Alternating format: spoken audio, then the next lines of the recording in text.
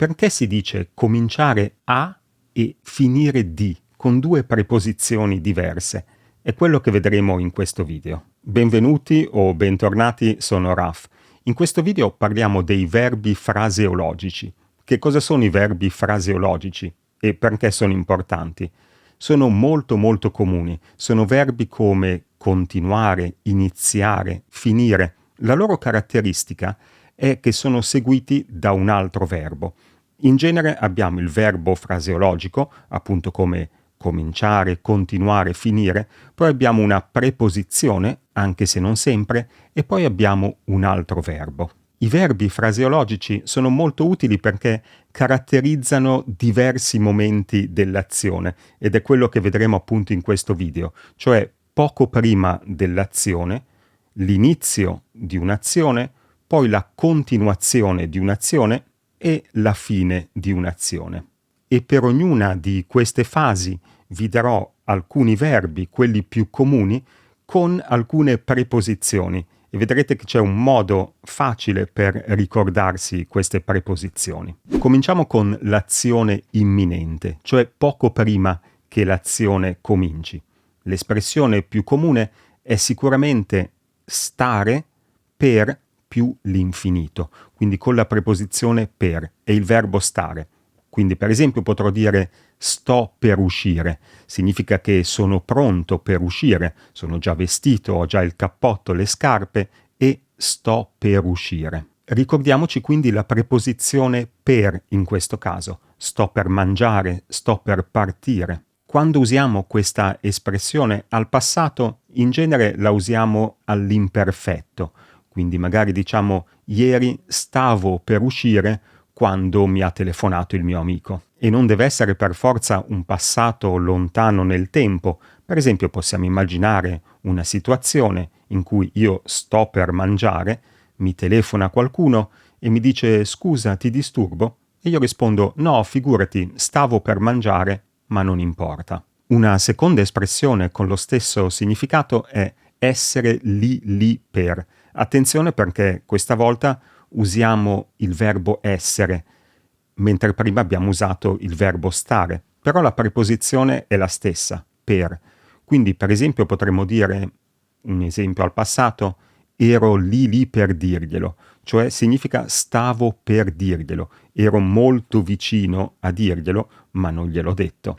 E con l'espressione essere lì per possiamo tranquillamente usare anche il passato prossimo.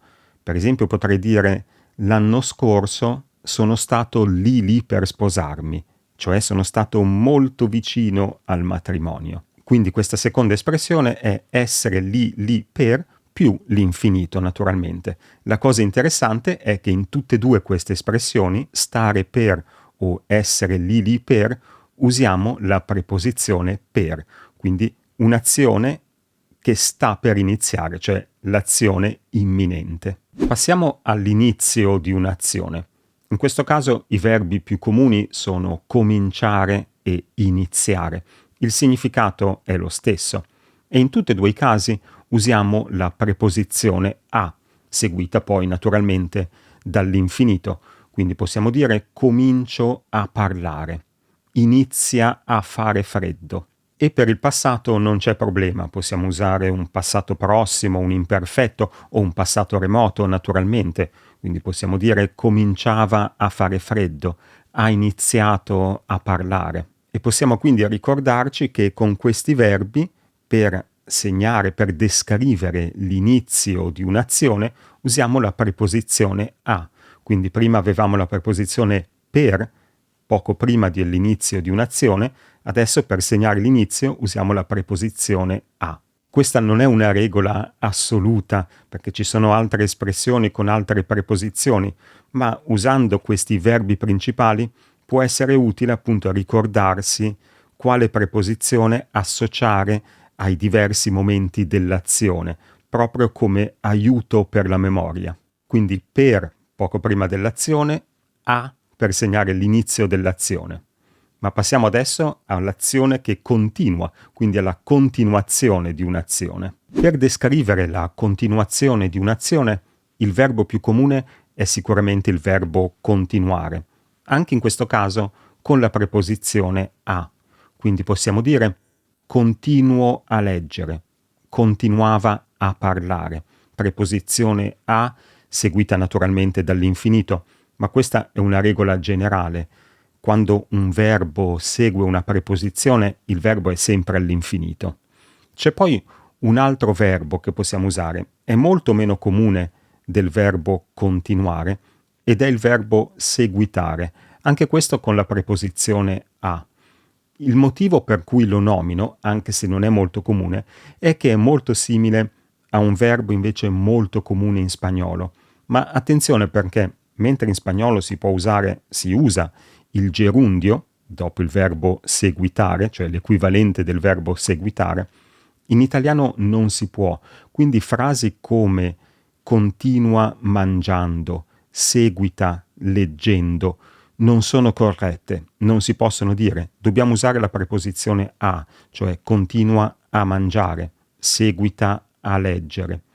E una curiosità, perché se facciamo per esempio una ricerca su Google, ho provato a fare, e ho messo continua leggendo, possiamo vedere che si trovano tantissimi risultati e possiamo chiederci perché si trovano così tanti risultati. Il motivo è che in realtà si tratta di una costruzione diversa, cioè quando troviamo l'espressione continua leggendo in molte di queste pagine, si tratta in realtà di due frasi separate, cioè in molti casi per esempio potrà essere un imperativo, continua, e poi leggendo, cioè continua con la lettura. Quindi è una costruzione diversa, due frasi separate. Per spiegarlo meglio, vediamo questo esempio. Se io dico Paolo continua a mangiare, significa che Paolo sta mangiando e continua nella sua azione di mangiare. Paolo continua a mangiare. Se invece dico Paolo continua mangiando il dolce, dico una cosa diversa. In questo caso ho due frasi, cioè Paolo continua, per esempio Paolo continua la cena, e poi mangiando il dolce significa e mangia il dolce. Quindi due frasi separate. Paolo continua la cena e mangia il dolce. In questo caso non è un verbo fraseologico, sono due verbi completamente separati e quindi è una frase diversa dalla frase Paolo continua a mangiare. Spero che sia chiara questa spiegazione un po' contorta. Passiamo adesso alla fine di un'azione. E qui i verbi più comuni sono finire di o smettere di. E in entrambi i casi, in tutti e due i casi, abbiamo la preposizione di. Quindi, lo ripeto, non è una regola generale, è solo un aiuto per la memoria.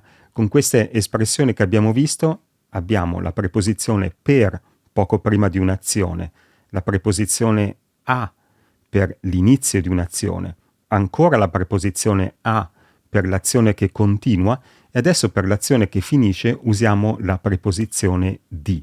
Quindi possiamo dire finisco di leggere un libro, smetto di fumare.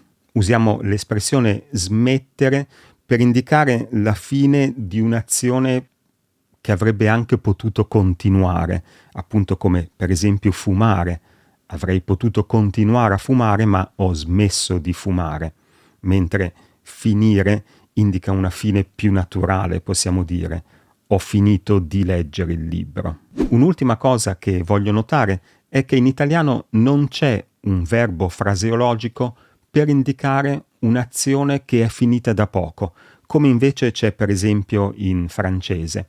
E una cosa interessante che nota Serianni nella sua grammatica è che nell'italiano del Settecento e fino all'Ottocento si usava un'espressione che è praticamente la traduzione dell'espressione francese e si poteva usare il verbo venire. Quindi per esempio potrei dire vengo di mangiare per indicare il fatto che ho mangiato da poco. Ma questa, attenzione, è un'espressione che non si usa assolutamente più in italiano moderno. Non si può dire vengo di mangiare e si dirà invece ho appena mangiato. Grazie per avermi seguito e ci vediamo nel prossimo video. Ciao!